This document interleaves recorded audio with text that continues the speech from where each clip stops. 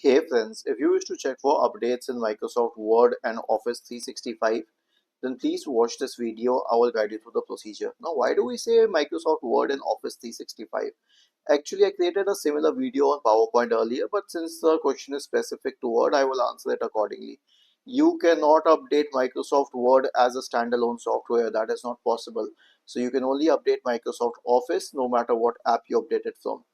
Click on File and then go to Account, and then you'll see a list of products here. Like we have 4 products: Word, Excel, PowerPoint, and OneNote. So when you update it, you're updating all the applications.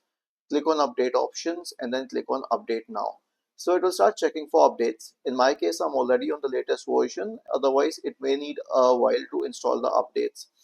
So when you update it, you're updating all the Microsoft applications all together. There is no way to update a few of them. That's how you can update Microsoft Word. Was this helpful? If yes, then please subscribe to the channel. If not, then let us know in the comment section of the video on how we could help you further. Thank you for watching this video and have a nice day.